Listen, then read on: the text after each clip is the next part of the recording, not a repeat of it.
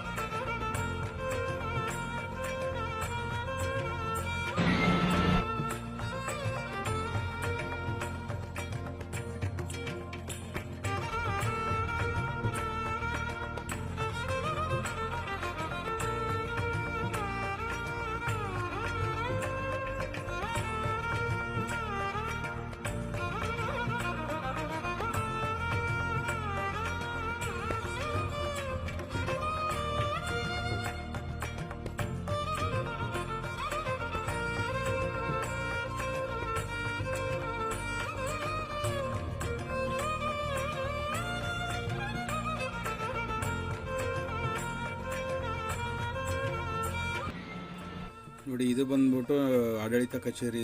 ಇದು ಎದುರುಗಡೆ ಅದರ ಪಕ್ಕದಲ್ಲೇ ಪರಿಮಳ ಪ್ರಸಾದನ ಕೌಂಟ್ರ್ ಇದೆ. ಸೊ ಪರಿಮಳ ಪ್ರಸಾದ ಇನ್ನೊಂದು ವಿಶೇಷ ಏನಪ್ಪ ಅಂದರೆ, ಇಲ್ಲಿ ಬಂದ್ಬಿಟ್ಟು ಬಂದಿರೋ ಭಕ್ತಾದಿಗಳೇ ಅದನ್ನು ಪ್ಯಾಕ್ ಮಾಡ್ತಾರೆ. ತಯಾರಿಸೋದು ಅವರು ಮಠದವರು, ಆಡಳಿತ ಮಂಡಳಿ ತಯಾರಿಸುತ್ತೆ. ಬಟ್ ಪ್ಯಾಕಿಂಗ್ ಎಲ್ಲ ಅಲ್ಲಿ ಭಕ್ತಾದಿಗಳಿಗೆ ಬೋರ್ಡ್ ಹಾಕಿರ್ತಾರೆ. ಯಾರು ಸೇವೆ ಮಾಡೋಂಗಿದ್ರೆ ಬಂದ್ಬಿಟ್ಟು ನೀವು ಪ್ರಸಾದವನ್ನು ಪ್ಯಾಕಿಂಗ್ ಎಲ್ಲ ಮಾಡ್ಬೋದು ಅಂತ. ಸೊ ಇದು ಬಂದ್ಬಿಟ್ಟು ನೋಡಿ, ಇದು ಮಠದ ಆವರಣ. ಇದು ಆವರಣ ಇನ್ನೂ ಫ್ಯೂಚರಲ್ಲಿ ಚೆನ್ನಾಗಿ ಕನ್ಸ್ಟ್ರಕ್ಷನ್ ಮಾಡ್ತಾಯಿದ್ದಾರೆ. ಅದರದ್ದೆಲ್ಲ ನೋಡಿ ಮ್ಯಾಪ್ ಹಾಕಿದ್ದಾರೆ. ಸೊ ನೆಕ್ಸ್ಟು ಇನ್ನೊಂದು 2-3 ವರ್ಷ ಅಥವಾ 4 ವರ್ಷದಲ್ಲಿ ಈ ಥರ ಆಗುತ್ತೆ ಅಂತೆ. ಹಾಗೆ ಭಕ್ತಾದಿಗಳು ಕೂಡ ಇದಕ್ಕೆ ಧನ ಸಹಾಯ ಕೂಡ ಮಾಡ್ಬೋದು, ಮಠದ ಆವರಣ ಕಟ್ಟಡ ನಿರ್ಮಾಣಕ್ಕೆ ಕೂಡ. ಸೊ ಅಲ್ಲಿ ಒಳಗಡೆ ಆಡಳಿತ ಮಂಡಳಿ ವಿಚಾರಿಸಿದ್ರೆ ಅಲ್ಲಿ ನಿಮಗೆ ಅಮೌಂಟ್ ಕಟ್ಟಿಸ್ಕೊಂಡು ನಿಮಗೆ ರಸೀದಿ ಕೊಡ್ತಾರೆ. ರಾಯರ ಮಠದಲ್ಲಿ ಇನ್ನೊಂದು ಏನಪ್ಪ ವಿಶೇಷ ಅಂದರೆ, ಇಲ್ಲಿ ಎಲ್ಲಿ ನೋಡ್ರೂ ಬರೀ ಹಸುಗಳ ಸಂಖ್ಯೆ ಜಾಸ್ತಿ. ಮತ್ತು ಗೋಶಾಲೆನೂ ಕೂಡ ಇದೆ. ಗೋಶಾಲೆಗೆ ಹೋಗೋಕ್ಕಾಗಲಿಲ್ಲ, ಸ್ವಲ್ಪ ದೂರ ಅಂತ ಅಂದ್ಬಿಟ್ಟು ನಮ್ಗೆ ಹೋಗೋಕ್ಕಾಗಿಲ್ಲ. ಸೊ ಮಠದ ಆವರಣದಲ್ಲೂ ಕೂಡ ಅಷ್ಟೇ, ನೀವು ಎಲ್ಲಿ ನೋಡಿದ್ರೆ ಅಲ್ಲಿ ಬರೀ ಹಸುಗಳು ಕಾಣಿಸ್ತಾ ಇರುತ್ತೆ ನೋಡಿ. ಇಲ್ಲೆಲ್ಲ ಬರೀ ಹಸುಗಳು ಕಾಣಿಸ್ತಾ ಇರುತ್ತೆ ನೋಡಿ. ಇದು ಬಂದ್ಬಿಟ್ಟು ಮಾಮೂಲಿ ಇದು ಫಂಕ್ಷನ್ ಎಲ್ಲ ನಡೀತಲ್ಲ. ಸೊ ವಾದ್ಯಗೋಷ್ಠಿ ಆ ಥರ ಏನಾದರೂ ನಾಟಕ ಆ ಥರ ಎಲ್ಲ ವೇದಿಕೆ ಅದು. ಇದೊಂದು ವೇದಿಕೆ ಹಿಂದೆಗಡೆನೇ ನಮಗೆ ಊಟಕ್ಕೆ, ಮಧ್ಯಾಹ್ನ ಊಟಕ್ಕೆಲ್ಲ ಇದ್ರ ಹಿಂದೆನೇ ಹೋಗೋದು ಇದು ಇರೋದು. ಅನ್ನಪೂರ್ಣೇಶ್ವರಿ ಉಪಭೋಜನ ಶಾಲೆ ಅಂತ. ಪೂಜ್ಯಾಯ ರಾಘವೇಂದ್ರಾಯ ಸತ್ಯಧರ್ಮರತಾಯ ಚ. ಇದು ಬಂದು ನಮ್ಮ ರಾಘವೇಂದ್ರ ಸ್ವಾಮಿಗಳೆಲ್ಲ ಮಂತ್ರ, ಫೇಮಸ್ ಮಂತ್ರ ಇದು. ಸಾರಿ ಫ್ರೆಂಡ್ಸ್, ತುಂಬ ಕರ್ಕಶವಾಗಿ ಹೇಳಿದೆ ಅನ್ಕೋತೀನಿ. ನನ್ನ ಧ್ವನಿ ಸರಿ ಇಲ್ಲ, ದಯವಿಟ್ಟು ಕ್ಷಮಿಸಬೇಕು. ಪ್ರಯತ್ನ ಮಾಡ್ತಾಯಿದ್ದೀನಿ ಅಷ್ಟೇ. ಸೊ ಫ್ರೆಂಡ್ಸ್, ಹಾಗೆ ಈ ವಿಡಿಯೋಗಳನ್ನ ನಿಮಗೇನೋ ಇಷ್ಟ ಆಗ್ತಿದ್ರೆ ದಯವಿಟ್ಟು ಒಂದು ಲೈಕ್ ಕೊಡಿ. ಹಾಗೆ ನಮ್ಮ ಚಾನಲ್ನ ಸಬ್ಸ್ಕ್ರೈಬ್ ಮಾಡಿ. ಸೊ ಈ ಮಾಹಿತಿ ಯಾರಾದರೂ ನಿಮ್ಮ ಫ್ರೆಂಡ್ಸಿಗೆ ಬೇಕು ಅಂದರೆ ದಯವಿಟ್ಟು ಈ ವಿಡಿಯೋನ ಅವ್ರನ್ನ ವಾಟ್ಸಪ್ಪಲ್ಲಿ ಶೇರ್ ಮಾಡಿ. ಮತ್ತು ಅವ್ರಿಗೂ ಕೂಡ ನಮ್ಮ ಚಾನಲ್ನ ಸಬ್ಸ್ಕ್ರೈಬ್ ಮಾಡ್ಕೊಳ್ಳೋಕೆ ಹೇಳಿ.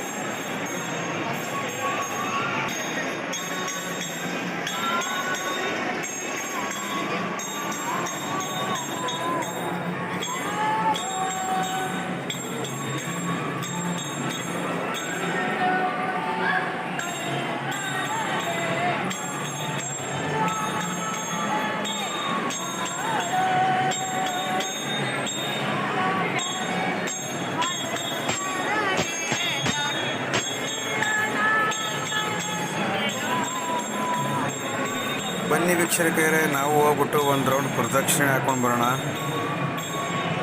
ಮಠದ ಫುಲ್ ಆವರಣ ಹೆಂಗಿದೆ ಅಂತ ಒಂದು ಕಡೆ ದೊಡ್ಡದು ದೇವಸ್ಥಾನ ದೊಡ್ಡದಿದೆ. ಮಠದ ಒಳಗಡೆ ಆವರಣ ಕಡೆ ತುಂಬ ದೊಡ್ಡದಾಗಿದೆ. ಬನ್ನಿ ಹಂಗೆ ವಿಡಿಯೋ ಮಾಡಿಕೊಂಡು ಒಂದು ರೌಂಡ್ ಪ್ರದಕ್ಷಿಣೆ ಹಾಕೊಂಡು ಬರೋಣ. ಪ್ರದಕ್ಷಿಣೆ ಅಂತೂ ಹಾಕಿದ್ದಾಯಿತು. ಇವಾಗ ರಾಯರ ದರ್ಶನ ಮಾಡ್ಕೊಂಡು ಬರೋಣ. ಸೊ ಒಳಗಡೆ ಗರ್ಭಗುಡಿ ವಿಡಿಯೋ ಮಾಡೋಂಗಿಲ್ಲ, ಫೋನ್ ಕಿತ್ಕೊಂಡ್ಬಿಡ್ತಾರೆ. ಸೊ ಹಂಗಾಗಿ ಇಲ್ಲಿಗೆ ಒಳಗಡೆ ಮಾತ್ರ ಇದಿಷ್ಟು ಮಾತ್ರ ವಿಡಿಯೋ ಮಾಡಿ ತೋರ್ಸೋಕ್ಕಾಗೋದು. ಇದಾದಮೇಲೆ ದರ್ಶನಕ್ಕೆ ಹೋಗೋದು.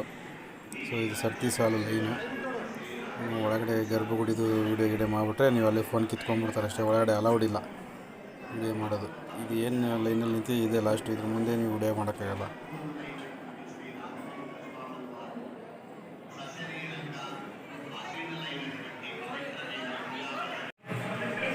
ಸ್ನೇಹಿತರೆ, ಒಳಗಡೆ ರಾಯರ ದರ್ಶನ ಮುಗಿಸ್ಕೊಂಡ್ಬಂದೆ. ಸೊ ದರ್ಶನ ಮುಗಿಸ್ಕೊಂಡ್ಬಂದಿದ ತಕ್ಷಣ ಎದುರುಗಡೆನೇ ಇನ್ನೊಂದು ವಿಶೇಷವಾಗಿ ನನಗೆ ಮಂಟಪ ಹತ್ರ ಕಾಣಿಸ್ತಾಯಿತ್ತು.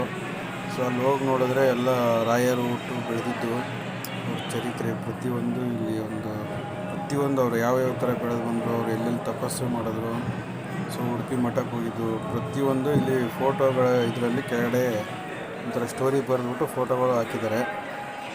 ಸೊ ಬಂದರೆ ದಯವಿಟ್ಟು ಎದುರುಗಡೆನೇ ಇದೆ, ಇದನ್ನು ಮಿಸ್ ಮಾಡ್ಕೊಬೇಡಿ. ಯಾವಾಗ ಬಂದರೆ ನೀವು ತುಂಬ ಚೆನ್ನಾಗಿದೆ ನೋಡಿ. ಯಾವ ಥರ ಅವ್ರಿಗೆ ಸರಸ್ವತಿ ಹೊಲಿದ್ರು ಎಲ್ಲ ಫೋಟೋ ರೂಪದಲ್ಲಿ ಕಥೆನ ಹೇಳಲಾಗಿದೆ ಇಲ್ಲಿ.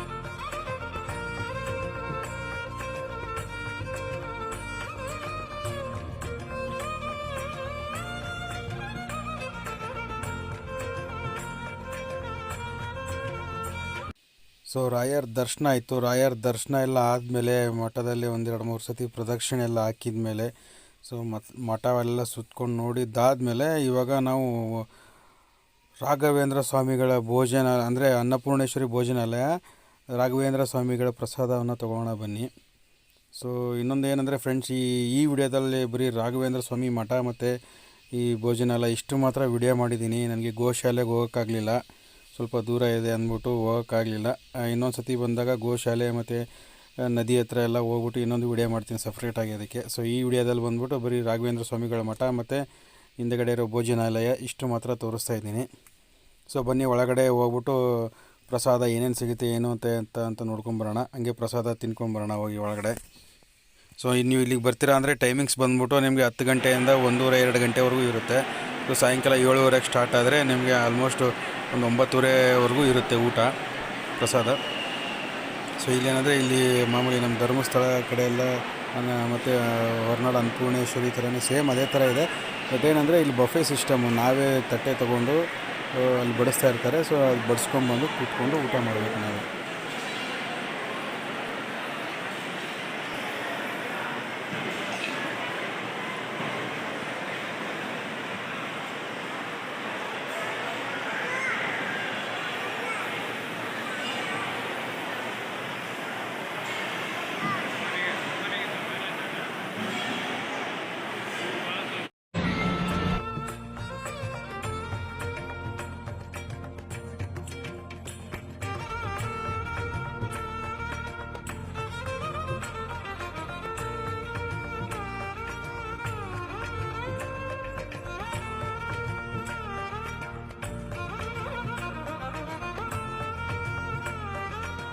ರಾಯರ ಪ್ರಸಾದ ಬಂದ್ಬಿಟ್ಟು ಸಿಹಿ ಪೊಂಗಲ್ಲು, ಮೊಸರನ್ನ ಮತ್ತು ಬಿಸಿಬೇಳೆಭಾತು. ಓಕೆ ಫ್ರೆಂಡ್ಸ್, ಈ ವಿಡಿಯೋನ ಇಲ್ಲಿಗೆ ಮುಗಿಸ್ತಾ ಇದ್ದೀನಿ. ಇದೇ ಥರ ಟೂರಿಸ್ಟ್ ವಿಡಿಯೋಗಳು ಬೇಕು ಅಂದರೆ ನಮ್ಮ ಚಾನಲ್ನ ಸಬ್ಸ್ಕ್ರೈಬ್ ಮಾಡಿ. ಹಾಗೆ ನಿಮ್ಮ ಫ್ರೆಂಡ್ಸಿಗೆ ಯಾರಿಗಾದರೂ ಮಾಹಿತಿ ಬೇಕಾದರೆ ದಯವಿಟ್ಟು ಈ ವಿಡಿಯೋನ ಶೇರ್ ಮಾಡಿ. Thank you for watching.